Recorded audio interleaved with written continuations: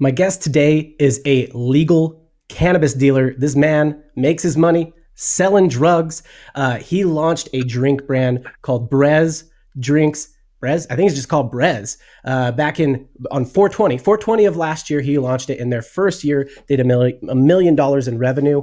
In January of the following year, they're on track to do $500,000 in revenue, and they're on track to double every month. This is a man who's been on the pod before, so if you've been a long-time listener, you know about him. Nick Shackelford, welcome back. So you're a drug dealer now. Tell me about that. Well, actually, I'm literally, as that intro happened, I'm literally looking at it right now. We just crossed 500,000 today. Like, it's literally $500,307, which is... Dude, you know what's funny is like 15 minutes ago, you're like, yeah, we're at like 490. It's true, dude. It's pretty crazy, but yeah, a lot has changed, but not really, because this has seemed like pretty normal for us. We launched Brez, so we don't correct anybody. Look, there's this little tilde right here, like little thing right here. Just put two E's in that thing. Come on. No, we're all Americans. It's built in controversy. It's built in controversy. He's like, it's Brez, it's Brez, and I don't want to correct anybody, but you're going for the Clavio thing, huh? Mm-hmm. Okay. Tomato, as long as you're consuming. Yeah. But we are, let's put it this way, we launched this 420, and so Aaron Nosbish, who's been he's a partner, he's the brain behind all this stuff, because we have structured, we have constant, and then on the other side of this thing we have lucid and we have Brez. So Nick sits between all four of these, and what's been beneficial is that, like, for the longest time, like you and I both know, like they always say this dumb shit of like, dude, if you're so good at building e-commerce brands, build it yourself. Yeah. And you're like, okay, well, I don't really want to. You're like, I don't really want to product develop. I don't really want to like manufacture develop. A lot of logistics. Yeah. Yeah. Well, why? Like, I actually disagree with that. Like, if you're really good at a couple core parts of this, of building and being a part of revenue or being part of partnerships, stay there, find everybody else. And so when Aaron was like, hey, look, I think I can build this. I think this is a huge opportunity. Let's rock and roll. I was like, all right, what do I do? And so my actual role, like the actual day-to-day boots on the ground grind there, is I'm in charge of retention and community. Yes, we have tech partnerships. Yes, I have reach. Yes, I have audience. But the real thing of like that I'm measured upon is, how do we increase subscribers? How do we understand which product we can launch next with the community that we have? And how do we get email revenue up? That's like the thing. Gotcha. So like your job's just get high all day. Let's back up a little bit. Get revenue high all day. Get revenue high.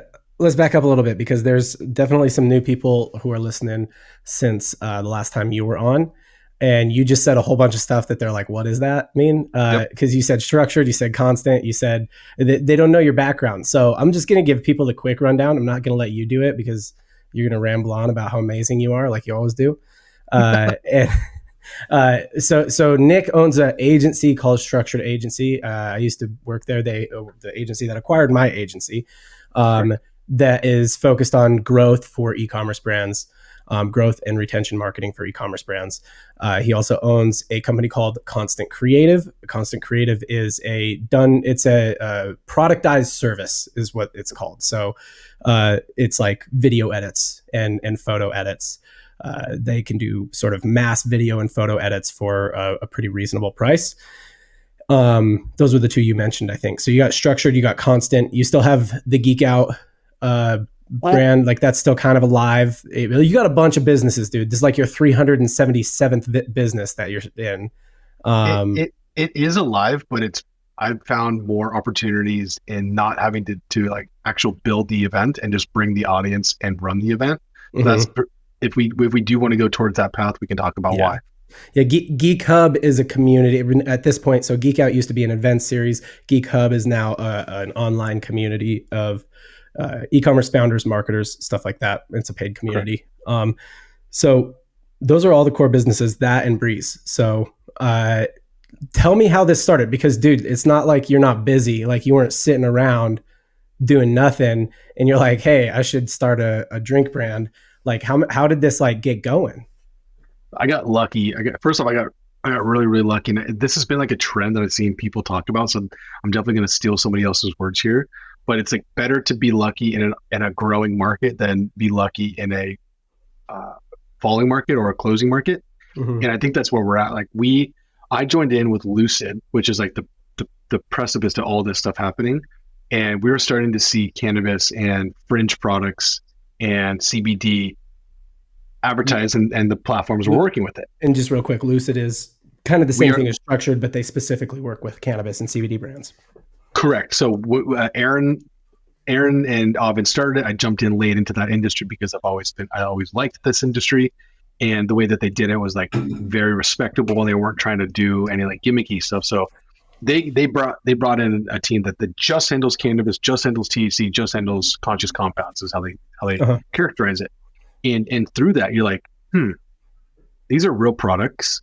There's real change going on here, and there's a real like moat if you can get up and running and know how to advertise it, which we did. Like we had a secret sauce a lot of people couldn't do, is we knew how to advertise fringe products compliantly, legally, and very, very high and efficiently fast. So it's like, okay, well, what is the hardest thing to get into? Beverage. What is the second hardest thing to get into? THC. And what is the third hardest thing to get into? Is like running it on Facebook. So we're like, okay, we have the three hardest things that we could possibly do. Let's see what we can do with it. And as we talked about, like we launched on 420, appropriately speaking, and we just went balls to the wall. First on our public channels, second on our again through Meta and a little bit on Google, and then right now where we're at is we have a secondary product. We're thinking about launching 6 to 7 products this year, and we're like full-fledged. How fast can we go? Yeah. So you hit a few principles. Like here's like you basically just pre-answered a couple questions I usually like to ask people, and that set of questions is two things. Like one, where are you lucky? Like what is recreatable that worked, or what worked for you that is not recreatable and you had no control over? It just kind of like happened. And can I tell you? Can I go deeper on that for you? Yeah, go ahead. Yeah. Okay, so this actually happened right during, and we had to do a full on like analysis of this. So I'm sorry for cut you off, but it was very relevant for this timing.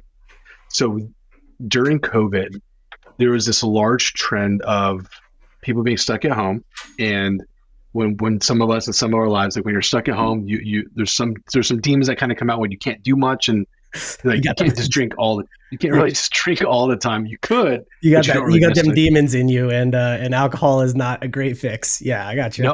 No, and people did go to it. And also, so you're just bored. Like even if you don't have those demons in you, you're just bored as hell. You know? Yeah, you're like, oh, I'm at home. I'm not doing anything. I might as well have some drinks, or I might as well do some things.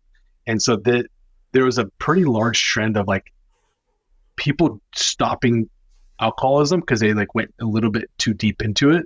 And so we just started to see like this bubble up of they call it like I'm calling it the Huberman effect is the best way. It really was, but it was even before he started jumping on. Then he like jumped on it and it got really big. So now this is when the ice baths are jumping in. This was like human optimization was a thing. Yeah. And so they're looking at like, oh my God, if I drink, and actually one of our mutual friends, Van, he always talked to me like, dude, when I drink and I look at my Whoop, it tells me that I had terrible sleep, I'd not recovered, and I think there was a lot of people that felt that way too. Yeah. Which we don't need a device to tell us that. Like we feel it. but yeah, you look at these trends, and you look at the trend, and then you look at the hemp market, and the total addressable hemp market's in like the millions, tens of millions. Then you look at the total addressable marijuana market to the hundreds of millions. Then you look at the total addressable alcohol market into the hundreds of billions. And you're like, we're not competing against hemp. We're competing against weed. Well, actually, we're not really competing against weed and marijuana. We're competing against alcohol. So it's like all these crazy assumptions all the way through on a very global level. And we're really only talking about America. Bro, the opportunity is huge. Dude, yeah. So I mean, like, the question of like, where are you lucky? And that's almost always like, if you track back any super successful business, there's almost always a wave that was ridden. And like for you guys, that's like the Huberman bro, human optimization, the guy who needs his Whoop to tell him his sleep was bad. He's cold plunging every morning and tracking Brian Johnson's nighttime erections. Like you were like, every day, you're like, hey, somebody's got to sell that guy the cold plunge. Somebody's got to sell that guy the Whoop. Somebody's got to sell him the Brian Johnson Tracker 3000. Why not me? And so you basically brought a product to market for that. And that's just like a huge trend. So there's a wave riding there. And that's actually the core of the question of where are you lucky? So like, what's the wave that you're riding? Side note, that the Brian Johnson erection tracker thing, totally stole that joke from another podcast, stole that joke from My First Million. Sean Purry said it. I lost it. I had to pause the pod, and they just moved on like it was nothing. Like, I'm like, that joke deserves more credit. Okay. I don't know if that's a real product or not, but I'll subscribe. It's not. It's just like everybody who's tracking, everything, human optimization, and like I just figured, you and I should platform that joke for Sean. Give it the visibility. I'm gonna text him. I'm gonna be like, dude, you crushed that. Yeah. So that's the wave, and then the second question that you kind of already answered was essentially like, where are you lucky? That's number one. And then there's some unseen competitive advantage that somebody else can't just come in and replicate. Those two things are almost always present when a big business is built. And, so the wave is that. And then the competitive advantage, like you were saying, is like, you guys had clearance. So specifically, you cannot run Facebook ads for this product. You have to have a certain level of spend. You have to have special clearance. You have to have a rep to do this. This is not anybody can just get on and run ads for this. And so you had that. And for years, they have been helping other brands that do CBD, THC products. So they like really knew how to do it. So you had special knowledge and you just kind of had some competitive advantages there, right? So some very real ones where there's like a moat where not everybody can get in, and some knowledge ones where people could close a knowledge gap over time. But you were far ahead in the knowledge gap as well. And that's what Aaron's yelling at us like every day. And I use that in a very like loving, friendly term. He's like, dude, we have to go faster, but we also have to be smart. We have to spend more, but we also have to save more. And even though everything could be taken as contradictory statements, they're all pretty true. Because he goes, we figured this out, but we don't know retail, but we don't know what the marijuana industry wants to do. We're still on the hemp side. So he goes, the more and bigger we get, the faster we get, the more we have to realize like the team has to be built out. We have to do way quicker stuff, faster stuff. And so it's been interesting because you and I, dude, we've been on the agency side for majority of our lives. I would say almost all of our lives. Helping brands grow their brand with our marketing skills. Yeah. Correct. In our team. And so when you sit on it, we just did our Friday, Saturday, Sunday, we did like our planning for this year. And I'm sitting there going like, normally we're talking about like, cool, how many brands can we bring on? What's the revenue? What teams we need to hire? And over here it's almost like the complete opposite where like I'm in the process of hiring a freelance email and designer. Yet we service over 100 plus email and we have almost 50 plus designers. So it's like a very interesting way of thinking about it now that you're in it. And we're in the sweet spot of like, we will do, if we do nothing, if we just do the normal amount of growth and we don't expect to triple or double every single month, we should do 10 million this year. Just off of a channel, and maybe improvement of email. So to think about this shit is so crazy to think, okay, now we're thinking about products. Now we have to think about Amazon. It is a little bit overwhelming. Yeah. Distribution across everywhere. The logistics of like sourcing that much product, warehousing it. I think, there's another wave, and I think that the human optimization wave is an interesting one. And there's, I think, another wave that you're riding as well. And that is drinks. So like, if you think about it, all right. It's true. Let's do a little history, right? It's not, try and keep it sort of brief and fun, but like go back in time with canned drinks. Cause Breeze are what's called ready to drink, or they're canned. They're in a can. RTD. Yeah. So if you go back in time in that like ready to drink canned space, or plastic also qualifies as ready to drink, like, dude, basically your timeline ends at like 1950 or whatever, when Coca-Cola released, or 1912 or something like that. It's either 1950 or 1912, no time in between there. This is bro history. All right. So basically that's when the timeline starts, and then nothing happens. I mean, you get Coke, you get Pepsi, and then nothing happens. Basically no product integration. Like, there's root beer, there's diet, there's some other stuff. Nothing at all. No product integration at all until about 1987 when Red Bull started. And then the other stuff. Coke's mainstream modest start was 1894. Oh, dude, I was closer with 1912. I wasn't too far off. Yeah. But that's crazy. That was glass bottles how they were doing it. Right. So that was like the introduction of ready to drink. So, but like that's the thing is very little to no product innovation at all until Red Bull. And then Red Bull comes out and yeah, they start releasing more flavors and stuff and some energy drinks start, but like that's really young. That's really 1987 is not very far ago for like product integration. Now, pause that, put a pin in that thought for a second and think about the direct to consumer wave that so many brands rode. This is where, this is like your Warby Parkers, Glossier, BarkBox, Dollar Shave Club. Dollar Shave Club, great example. Let's use them as an example. Dollar Shave Club rode what we call like the direct to consumer wave, where you could sell a product that's traditionally been sold in stores directly to the consumer and pass along some savings and still have good margins on that product. And there was that wave. And then there was the wave of Facebook got huge and also released ads in the news feed. And so those two waves basically built all of those brands that I just said. But think about Dollar Shave Club's core product. It's razors. So I've had Trace Crawford from Supply on the show before, and he's like, there is no more product integration in razors, right? Like you cannot build a better mousetrap here. It's a razor, all right? Like there's 3 of them. There's 1 of them. It doesn't matter. It cuts hair off your face. That's what it does. Yep. And so this is a product.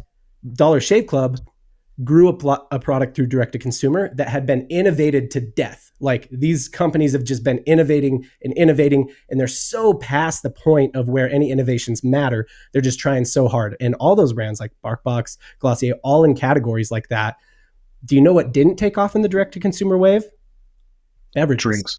Drinks did not, because they're still young in their development. They're still like Bang hadn't even come out yet, right? They're still not.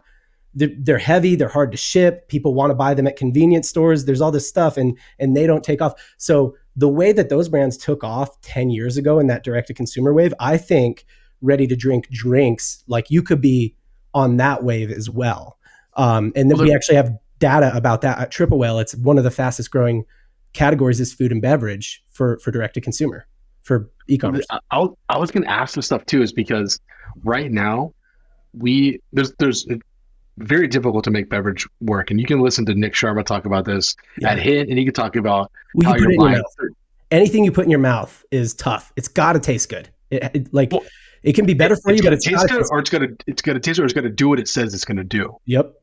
Because that effect is so important. If you go through our like reviews, you have a couple guys and girls that say like, "Hey, I drank 2 cans. Like this is too much. I'm anxious." Then I have a couple cans are like, "Dude, I finished a 6-pack." Which is 120, basically $80 in a sitting. Like, yo, like this is way too. And then some people going, I'm so and so years old, 120 pounds. I drank 6, didn't feel a thing. And like what is this? Like, it's very interesting. I mean, dude, you could probably just be like, well, like how many blunts did you smoke a day, dude? Like you got a tolerance thing you got to deal with, right? Like, I think so. Think about this all the time for this product, because like, should you have a chart on your site, like how much weed you smoke per day, how much Brez will you need to feel the effect? We probably should, because this one is. Here's also the other thing. People, let me tell you this first. So this is 5 milligrams of THC, 10 milligrams of CBD, and 200 or 2,200 milligrams of lion's mane. So I've smoked before. I haven't smoked in a very long time.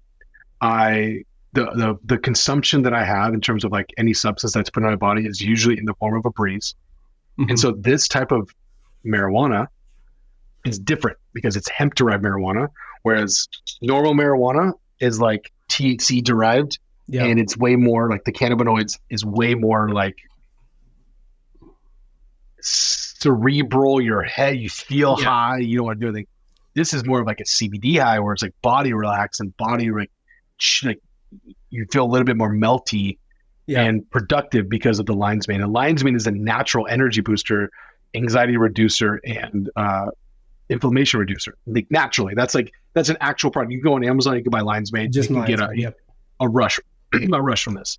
So when you have some of these ingredients starting to mix with it, and we actually have just a lion's mane only product that I think have more impact than just a straight up THC or CBD. And we as humans, the way that our product is made, the effect is felt because generally speaking, when you take an edible or when you smoke, you inhale it bloodstream. When you eat, dissolve in stomach gas, depending on what's in it, different impacts. When you drink this and the way that it's emulsified, it gets into the gums, it gets on your tongue. So the high is fast. It's a 15-minute high to 30-minute high, and by the time it's done, depends on the speed in which you're going to consume it. So it's not waiting for it to hit in your stomach like an edible. So the hit is so different. So you have these, and the reason why our subscriber rate continues to grow on a wild level, even with ad spend or no ad spend, is because there's an effect that you cannot deny the feeling. Yeah, that's it. So anything consumable, like you were saying, Nick Sharma's talked about how hard drink is and how hard food is. Anything consumable, it's typically either in the better for you category, in which case better for you is fine, but it's got to taste good. You're going to put it in your mouth. It's got to taste good. Or it's in like almost closer to the supplement category, right? It's halfway between drink and supplement, which is where you are, in which case it has to do the thing. And so many supplements, you're like, does it? I don't know. I mean, it seems like kind of maybe, or maybe it's a placebo effect. Whereas something like Brez, it's like you said, it's undeniable, right? So I think you've also got a little bit of a product advantage. The product advantage, though, that could be replicated, right? It's it's the ingredients doing the work. It's not you guys. Yeah, we're not first to market. Like there's bigger guys, way bigger. Can, Wonder, Cycling Frog. There's a ton of these bigger brands where they win on flavor and brand. And I would say ours probably doesn't taste as good as like a sugar or more bitters or more type of like ingredients that these guys are using. They're doing like guava, pineapple. We're just like lemon. You know, we want the effect to hit. Well, I think that you also, I remember when you first told me you were doing this and you were like, dude, you know what's crazy about it is that you yourself have a little bit of an audience, and it's typically people who are interested in business, a lot of e-commerce folks, things like that. You're like, I've always thought of my audience as like the things that they will buy are like services from me, or maybe some software for their business, or they'll go to an event. I've never thought of like selling them a physical product, but my audience loves Brez, or Brez. I keep saying Brez, dude. I think I'm just a Clavio guy, right? Like I'm just going to say Brez. So like they love it. And I think that you are there. Those other competitors you mentioned, they're after a more mass market. Like they're not really as much after that human optimization market. Like they're not after the Huberman bros. You know what I mean? No. The people wearing boots and starting businesses and wanting to be productive. I think they're after the person that's like, yeah, I want to get high. Okay. Yeah. I want this to taste good. I think you're right. I think they're the dispensary specific type of product. Yeah, for sure. Your guys' goal is to hit 20 million this year. And you did about just over 1 million last year from April to December. Is that accurate? Correct. Is everything I say correct? I'm just reading this off your Twitter, dude. So no, I'm just 12 months. Yeah. So we did April was 11,000, May 28. This is top line. June 17, July 33, August 76, September 186, October 250, November 336, December 420. Yeah. Appropriately. Yeah. And then about 5, probably 510 now that since we've been talking. 515. Month to date is, today's the 25th. So yeah, straight 500, 553. So like this month, if we pace, there's no reason why we end this month closer to, I don't think we'll crack 6. Maybe we'll crack 6. If we crack 6 this month, for sure 700 the following month. Yeah. Then we're basically on a $1 million a month run rate. Yeah. So something happened, but you just said all the months, and I was going to be like, dude, you're just going to throw a bunch of numbers at me. But it was actually interesting because something happened in September, October. What was it? I think we had product. So we talked about this actually pretty aggressively. We were pre-sale, and we had a crazy. This is why I believe like building in public also is a thing. And I literally have a presentation I'm building just for the fuck of it because I'm a sicko about like presentation with no event to present at. You're just like, I just literally in my bag. I tweeted. I was like, hey, I was like, would it be interesting if I talked about why and how we're creating content from the agency or the brand side? and like 700 people opted in. I was like, Yeah. gotta make it. Yeah. So we early on, so you said September is when like we kind of were able to double 76 to about basically one. Yep. And then you doubled again the next month, and then 1.5x the next month. So yeah, something definitely happened around there. We ran out of product and we were pre-sale the entire time. And so we had an optimization that, and this is all kudos to Aaron. Aaron tweets, hey, we're trying to keep conversion rate up. Trying to keep conversion rate up. What would I change specifically to this on the product page? Tweets it, a bunch of feedback. And then this design dude, his name is Sean, jumps on it and goes like, actually, if you really wanted to design something, do this. And we take it, conversion rate spikes. We're like, dude, this is going to make us millions of dollars over our life. Shout out, Sean. Like, good work, dude. Yeah, and I wish I had. Did you send Sean a check after this? You're going to do 20 million this year thanks to Sean. No, but we might have to send him a lifetime supply of Brez. Yeah. But no, he literally was like, yeah, you should do this. He's like, oh, I saw this at Lomi, but you should adapt it this way. And we put that in, and lights out, dude. Like the change, it was overnight, like September, October, we went to the moon, and I'm looking at Aaron, I'm like, holy shit, like wait until we get inventory back. So we start delivering and shipping all in September and all in October. People are getting at the end of October, beginning of November. This is the coolest thing to talk about at Christmas. And I've already went through this before with Fidget back when Jake and I launched this. Yeah. We launched all of our products. Quick backstory on that, just so people know if they haven't heard the story before. So fidget spinners. Yeah, everybody remembers those. These things. Yeah. Happen now. So Jake and I earlier on, like this is where we made our first like big pop on the space. We did some stupid volume with fidget spinners. Yeah, I today still play with a slider at all times. Basically, TLDR, Nick and his business partner in that business, Jake, are responsible for if you have kids, or if you're a teacher, or if you're anything like that, and you were just driven crazy by fidget spinners, like what was that, like 7-8 years ago now? They're basically responsible for that. Like you guys didn't invent fidget spinners, but you definitely brought them. You made a mass, and you ended up selling Fidgetly to Best Buy, I think. So another like popularized. You popularized them, dude. I was teaching a church. I taught like a kids class in my church at that time, and there was this kid who's like, oh, I have it because it helps me like not be distracted. I'm like, dude, you're distracting everyone else with it, like. You're not distracted because y'all are all focused on that thing. Like, yeah. So what happened? What was crazy about this was like, it popped so fucking hard fast, and we were advertising on Facebook, and we got into schools in August, and then September. Basically, if you didn't have this, what's wrong with you? Yeah, you're out. You're not cool. You might as well go be homeschooled. Yeah. Yeah, we hit like the mass viral effect. And if you look at the trends on like Google Trends back in the day, fidget spinner was like this, whoop, and then it was like this on the backside. Back down, yeah. So right back down. So we wrote it. We tried to pivot into like a connected device. Like it was gnarly. Like, we did some weird shit. Yeah, I mean, you guys ended up. I think you've told me this story before. You didn't really net out much from that whole thing, but you ended up getting out to Best Buy, and it worked out. But so you knew from Fidgetly. This is how you started this. You knew from Fidgetly. So if we could hit a point of like conversation around like a normal meet them where they're at sort of situation, which was right, like people are in person somewhere. Like that's what happened to Fidgetly. They were at school, people saw it, and then it takes off. So this is what we're seeing. This is what we're reaping the rewards on right now. Of we've had months of like kind of being out of stock, kind of being available, people kind of loving it, subscribers growing, delay, mass shipment as we're still spending. So now all subscribers plus everybody else that ordered is getting their product. Christmas and holiday time hit.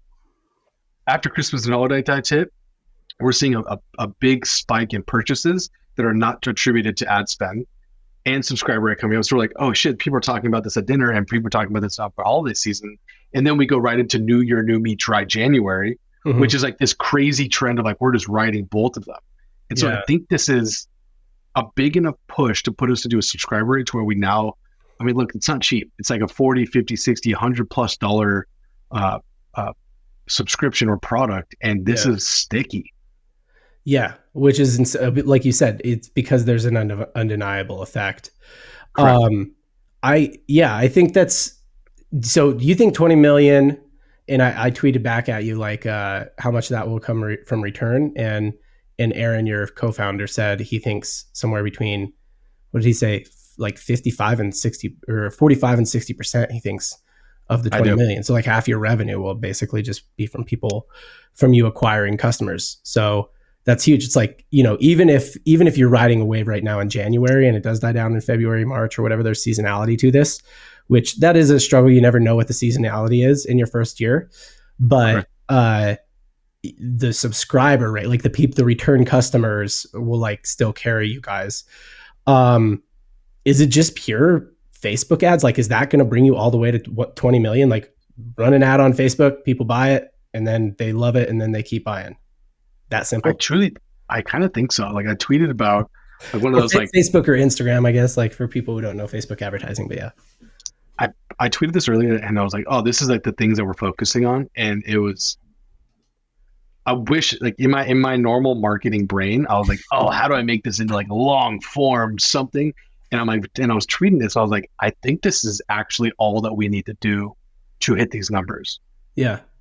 More Facebook with more landing pages, expand in Google. Google's different because it's a different funnel. We can't do what we do on Facebook. It's more hemp specifically for Yeah. compliance reasons.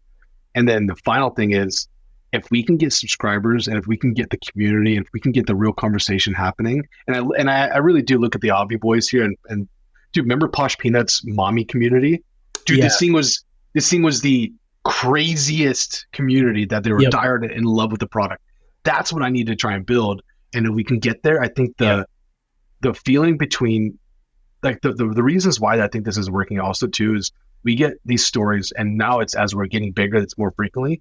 We got people going like, "Hey, dude, I just got off. I've been on prescription drugs all my life, and I live with chronic XYZ, and Yeah. if it wasn't for this, I wouldn't be able to do XYZ." And Yeah. like, holy sh!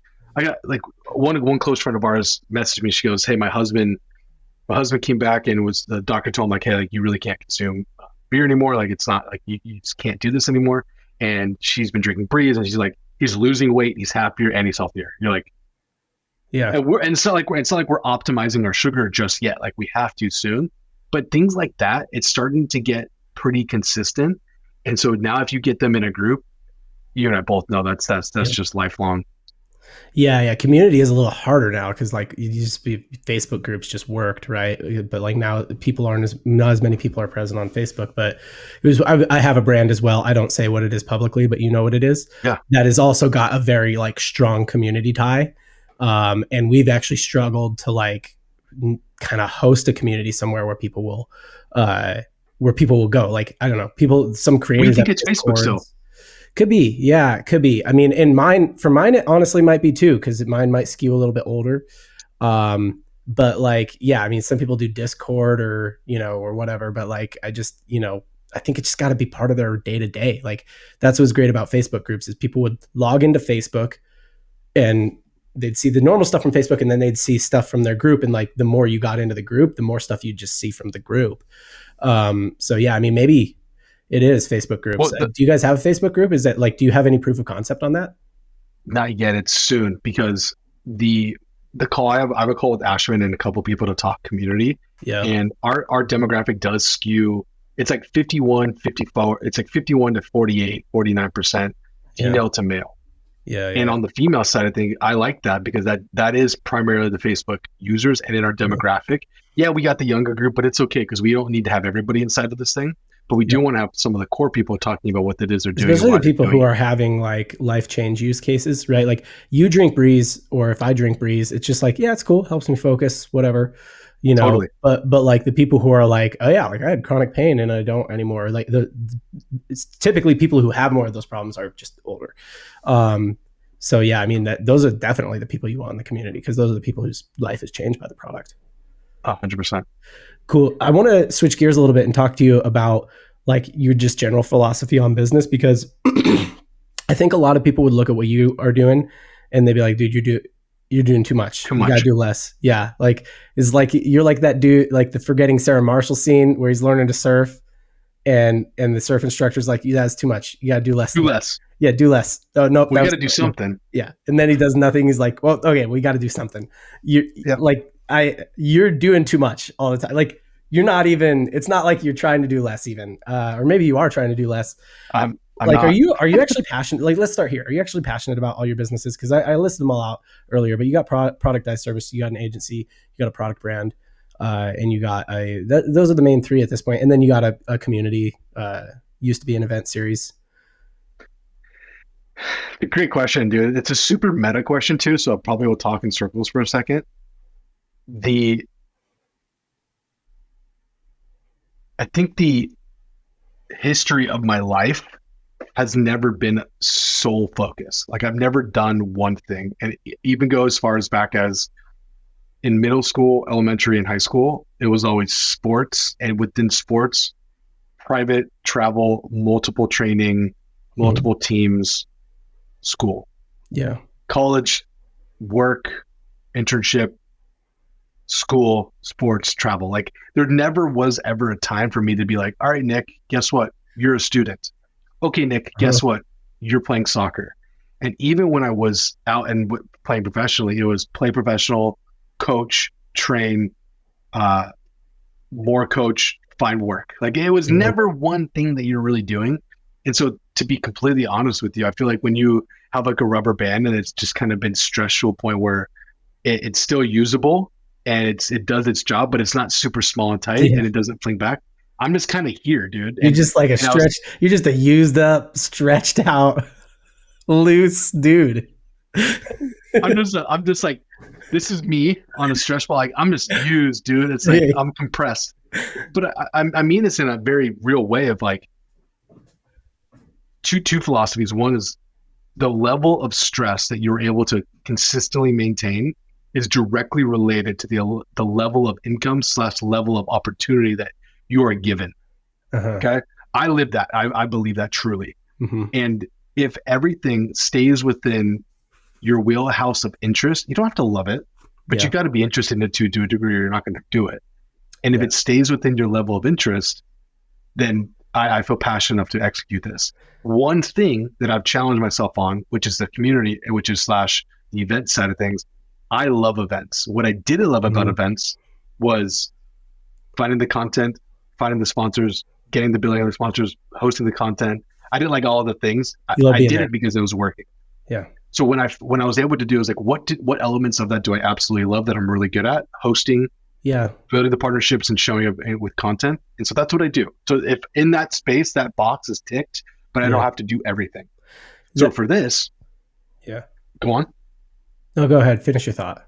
So if I sit on this, like the roles that I live and play at on all the businesses are areas that I genuinely am interested in or need to be involved in for the best outcome of the company. Because at the end of the day, like I cannot lose because the time invested at 33 and what I'm about to stare down with my first kid coming in April, like there's really no time to kind of do things that you aren't fully invested in short-term or long-term. And I think my portfolio of Nick, I have bets across 1, 5, 10, and 15. Yeah. A couple responses to what you just said, and I have another question, but like, we'll have to have you back on in like maybe 6 months or 8 months. I mean, you might be doing the dad thing, but 6 months, 8 months, something like that. Have you back on in a little bit to see like if that answer evolves and changes. And I think maybe, post dad. And actually, we should just have you back on a few times, but like we should revisit this, not in 6 or 8, because in 6 or 8 months, you'll still have like a baby. Babies don't do anything. Like they sleep and right. Like, you get given basically a thing that's like very easy, unless it's unhealthy. Right. But if it has issues, but like you get given a thing that's relatively easy to manage early on. We should talk about this again in like a year, because that's when it'll be like, oh, you got like real dad stuff happening now. You offer so a lot of people give like the conventional advice is like focus, like just focus in on one thing and like do the hell out of that one thing. And that's how you get good. And I do believe in that. And I do think that like when you said, even before, like when I was both yes and no, yes, you had more things going on, but you and I both know, both having been college athletes, both having been low-level pro athletes, you didn't like, it's like sports and then whatever else I kind of need to fit in because I absolutely have to, right? Like, and I'll give that the smallest amount of time possible. So I do get the like focus in on one thing and let that consume all of your thoughts thing. But like you offered a really interesting counter to this, I think, in a post where you basically said like, I don't get people who are like, wanting to say no to things, like, oh, it's all about what you say, like focusing in and saying no to things. And you're like, all of my success is because I've said yes to everything. I've taken every call. I've talked to everybody. A whole bunch of them were useless, like never turned into anything. But like, I'm just out there, right? I'm taking every call. I'm meeting every person. I'm going to every event. I'm going to literally everything. I'm not saying no to anything. You're like, it's just now that I'm starting to like flex that no muscle. And it's probably really hard because you haven't exercised that no muscle very much. The muscle you have exercised is doing a lot of stuff, right? Correct. So yeah, I mean, probably a better analogy is like, you've just flexed the multitasker muscle, you're not a stretched rubber band. You're not a used up rubber band. That's better. That's a better visual. If there was a thumbnail on this one, it'd just be like an old busted rubber band. Old busted rubber band equals Nick Shackelford. So I wanted to ask you, like, give me like maybe a breakdown of your like time, because you've sort of said your roles at the companies, but like give me a breakdown of like the time that you spent. Like if the pie chart of your time is like there's 100% of Nick time. What percent is given to each company, and like, kind of a quick breakdown of like what your sort of day to day or week to week or month to month looks like there. And the easiest way, I'm just looking at my calendar right here. So Monday and Tuesday. So start with Monday. Monday specifically is Brez and Lucid and content. So that's literally one entire day on getting things in motion and doing a lot of follow up. Because I don't really have to do anything too much on the structure side of things, because all calls, follow up calls, scheduled calls, new business is on Tuesday, Wednesday past, because those are what calls are scheduled. I don't really take business calls on Monday or partnership calls on Monday unless it's like, hey, this is the only time that works. So undivided attention pretty much is on Monday for all of Brez and putting things in motion, because of email campaigns and day-to-day, not really a day-to-day optimization. It's really more calendaring, scheduling. And so working with Corbin, and soon hopefully working with this other person we're about to hire. That's one. And it goes into Tuesday. Tuesday is a lot of sales calls across the board, mainly for structured, sometimes for constant, and sometimes just for partnerships that I'm trying to get done with on the Brez side. What I've noticed is because of the growth of personal brand, it offers me great opportunities to work with SaaS companies where, for instance, if a triple is like, hey, like we want to do a content series, we'll be able to either change your fee rate or lower it or change it, like whatever. Like there's deals to be done on that by creating mutual beneficial content that helps the ecosystem.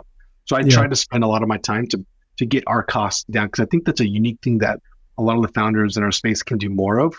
You don't have to be a multi-million-dollar brand. We're relatively small in the grand scheme of things, but if I'm willing to make good content, if I'm willing to give assets for them to use, they're usually going to say yes. So that happens on Tuesday. Wednesday is all MentorPass calls. So anybody that's scheduling with me, and this just goes like yesterday was 1, 2, 3, 4, 5, 6 calls, 30-minute calls, and that's usually every single Wednesday, which is nice. Today, as you've seen, this is podcast day, so this is the second podcast and content, as well as business development calls. Friday is all catch up, no calls scheduled at all.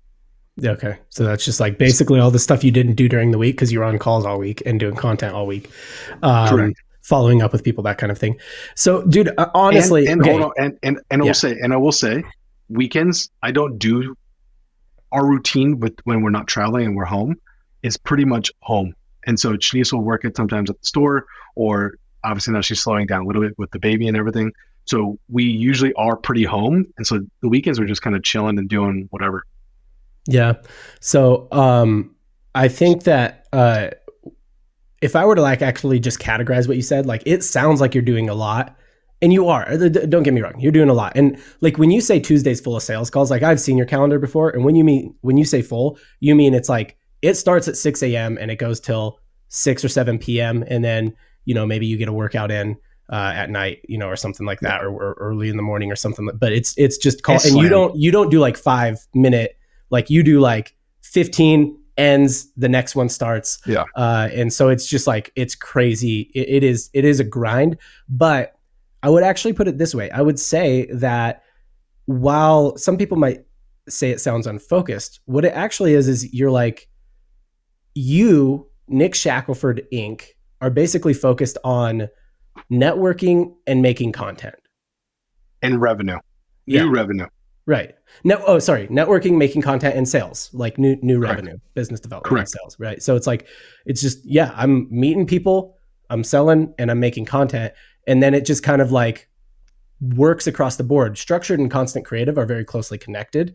Brez sort of works into it because because the content you make is this like build in public type content, that it's like, it just kind of all sort of feeds each other in a sense. There are some weird lines, having worked with you before, where it's like, like you can't do content with me about that because you are committed to doing it with Purple, or not Purple, with like Geek Out about that, right? Or something like that. So there are some weird lines where it's like, there's a little bit of conflict of interest there. But for the most part, it's like, you're just mainly focused on networking, sales, and making content. And then that's just your role in all the businesses, basically. Yeah. And you're spot on, dude. And you've intimately seen kind of how things operate, and when I'm going to weirdly speak in third person, but like when the systems work to keep Nick in a place of production, whether it's content or revenue, things usually work. Yeah. And things are usually in a better spot. And so we'll see evolution of that this year when we do paid ads. So when we do paid acquisition, when we do content non-Nick focus, or when we get something that I'm excited about is like AI Nick. Like there's some cool shit that I'm really playing with, where I can do I'll call him Nick. Yeah. Or Neck. You could call him Nick and give him no close. Because if someone gave me a blank check, we sold Brez 9 figures exit, I would start a YouTube channel called Tats and Tech, where I'm just naked reviewing tech in my tattoos. Dude, that's the goal. Sick. That's the end goal for you, huh? Yeah. Tell me that wouldn't hit. That would hit. And just for reference, if anybody doesnn't know Nick, he's literally a robot. Like his entire body is covered in tattoos. You look like a cyborg. So it would definitely work for you because you actually have that hook. Like somebody has to be so committed to the tattoos that they would do that. I know. Dude. And one suggestion: tidy whities. Done. Are you kidding me? Tidy whities. It wasn't even a negotiation. Yeah. No. Yeah. So that's the end goal for you. Got it. But you're right. So if I can get into a system where I have the right pieces, and even when Jake and I went over a call yesterday, he's like, all right, here's what we need. And I go, oh, cool. I got that. I just need these things for you. He's like, cool. Tell me how to build it. Mm-hmm. And so every time and every time we like to operate and work, even when you and I were together, we were together for quite a while. You were like, all right, I know you need these things. This is what I need from you to get done. And then it would just be that system. Yeah. And it's not necessarily needing to work asynchronized, but it's needing to work in a way where I left you alone and you left me alone, which I really like. Yeah. And you actually had a hard time adjusting to that for a minute. So you've adjusted to it, but the system has to work. So a couple things are key here. You have partners in all your businesses. And then you have what you call, I guess, lieutenants or generals or whatever you want to call them in pretty much all your businesses. Sometimes it's the partner, sometimes it's other people. You have an assistant who works with you across everything and like handles a lot of that, like other, booking, just the logistical things. So when I'm like, hey, I need this from you in order to get done what you need done, you usually aren't even getting me that stuff. It's her. So yes. I think that like when the systems, all the systems of all the businesses are optimized for you, and that's another part of it. And maybe it's someone else out there who's trying to run 4 or 5 businesses. They're like, how's he doing it? And I'm not. There's some stuff there, right? Like, all the businesses have to be at that level where they could basically optimize for Nick. Because basically the benefit of having you as a partner is that you are so public and that you are so like, you're going to meet everybody. You're going to know somebody for everything, right? You're always going to have connections. You're always going to have partnerships. You're always going to have audience. And that's the benefit. And so every business that you're involved in has to optimize for you to be able to do that. Well, and you have to realize that has to be understood coming into it. Because I've had conversations where like, they want to like, do you want to run the ads? You're like, no.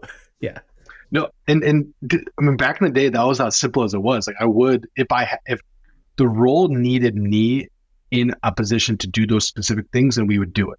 Mm-hmm. But if the role doesn't, and I'm better, like for instance, if I needed to do my own emails, I'll do my own emails. Mm-hmm. But is it beneficial for me to do that, or is it beneficial for me to make content with Social Snowball or After Sell? Yeah. For them to teach us how to better use the tool and make content plus reduce bill. That's probably a higher leverage thing that I should be doing, and only I can uniquely do this. Right. So those are the unique things. For instance, we were at Eddie Ballew's agency founders event, and I'm on stage with the guy that does so they're called Canopy Management, the largest Amazon and Walmart agency, probably that I'm familiar with, that in this modern era that's still private, hasn't sold. And he was like, "Yeah, I got an offer for like it was a 9-figure offer," and I'm sitting going like, "Oh, what?" And he's like, literally shows it, sees it. I'm like, or he didn't show it to me, but like guys confirmed that they've seen it. And he goes, "Yeah, I the only way that happened." Then we're just sitting there for 3 hours, talking about like, "Wait, how did you build it? Where did you do?" And so you don't get access to things like that unless you built some sort of credibility or some way to get in the room. And so it's super crazy that it's always benefited me saying yes or just doing those things publicly. All right, I got some lightning round questions for you, and then we'll wrap up. Let's rock it. On this subject of businesses that you do, 2 of them. First question. If you could only do one of your businesses, which one would it be? Brez. Why? Give me like one sentence as to why. Maybe. There's so much more to do, and it would be crazy to see what one business focused Nick would do. Right. And the economy scale is much higher. Exitability. Yep. Yeah. Okay. If you could might not be the right word here. If you had to get out of one of your businesses, which one would it be? And let's assume it's a clean out. Like all these businesses do need you in some capacity, but let's assume it's a clean out. They don't need you anymore. Like which one would you just be like, I wouldn't maybe miss that one so much?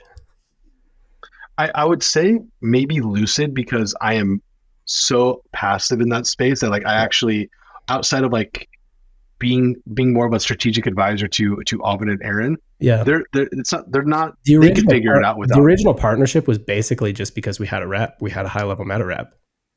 Yeah, absolutely. It was that, and it was the rep, and the fact that our size was something that they were thinking at the time they wanted to build. So it was hey, we want access, but we want strategic advice, which is why I'm saying like if they can figure out ways to not need a rep, or if they can figure out ways to not necessarily need advice or Nick, they would be totally successful. As long as they could still use the structured meta rep, I think they'd be all right. Mm-hmm. All right.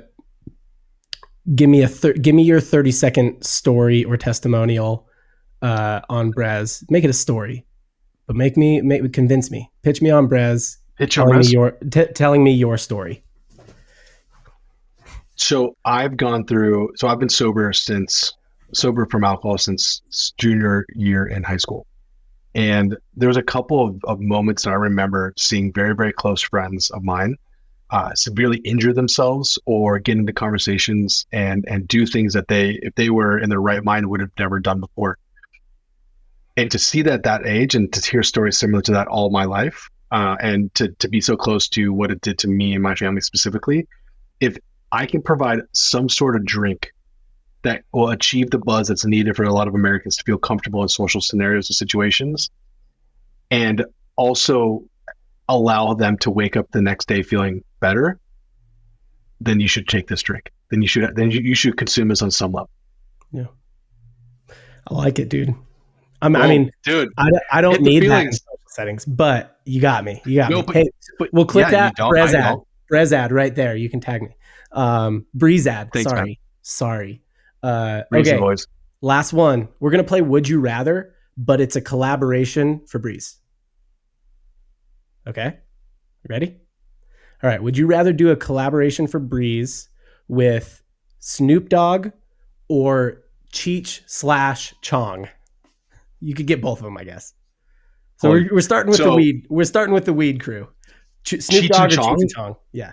Cheech and Chong, because we actually know those guys very, very well. So the Cheech and Chong guys are cool. Snoop, dude, after the Solo Stove thing, dude, you're done. Yeah, I thought he was launching an edible, dude. I was like, from the marijuana cannabis culture, I was like, let's go, Snoop bars, like dog, dude. How dope would it be? Doggy treats. Yeah.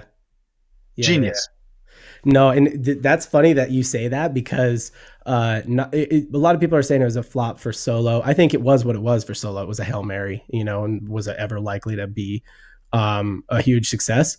But what I think a lot of people aren't paying attention to is that for Snoop Dogg, it like kind of poisoned his well a little bit. Like you just said, you have a cannabis drink and you wouldn't want to do a collab with Snoop Dogg. No. All right. Cheech and Chong or Lady Gaga? Oh, okay. Interesting. Lady Gaga for the reason why I believe this drink is being more consumed by mommies wanting to replace wine, and her mass appeal to the feminine / women demographic. Yep. Okay. Lady Gaga or Elon Musk? Oh, this is a scale I didn't anticipate. So I'd go Elon Musk as a robot Tesla Maxi. And for the innovation that I feel like he would drink this and he'd be like 3 ads for life. He would save the world. Yeah. He would save the world drinking Brez. I've solved poop, and then he'd fix. Yeah. Drink. The world would be fixed. Solved world hunger. Yeah. All right. Going with the showdown then. Elon Musk or Mark Zuckerberg? Mark Zuckerberg would be a weird collab. You would be like it would be kind of huge because it'd be like, yeah, he consumes. You know what? I love Zuck. Zuck is giving me this house, this life, this everything. Like I'm a weird, like if I saw him, I'd be like, I love you. Give me everything. Thank you for everything. Yeah. Thank you for in my existence. But I'd still stick with Elon, dude. Even though if I ever saw Mark, I'd kiss his feet. Yeah. All right. Last one then. You got Elon Musk. Would you rather do a collaboration for Brez with Elon Musk or Joe Rogan? Okay, crazy, dude. Crazy thoughts. And why I'm not able to answer this cleanly. So I'm going to go back. I'm going to still say Elon, but I would be able to be persuaded with Rogan. But what sucks is the fact that so many people are bastardizing him and making fake AI Joe Rogans that he is promoting so many products from testosterone to dick pills to Magic Mind. Like he is already kind of being promoted in this space that I think his name and message and his like support behind things might not be as impactful as Elon. Yeah. And Elon sort of controls his own platform around that. So okay. Which Elon you could Musk, argue Joe does, but yeah, he sort of does, but you actually have to listen, like he doesn't know. That's not true. He doesn't control the platform. He controls the content. The platform is still Spotify or wherever you listen to pods, right? So Elon Musk, Brez collaboration. Hit him up. I mean, he'll see this for sure. He's a regular viewer, I'm sure, of the pod. Well, and he follows me on Twitter. So at least his parody account does. Yeah. Yeah. It's probably him. Just so he can shit post even harder. Nick, thanks for coming on the show. Always a pleasure to have you. We'll have to have you back to give us, maybe we do like a series where we do like the Brez Watch 2024 to see if you track it. Then we can just update numbers and we can stick it.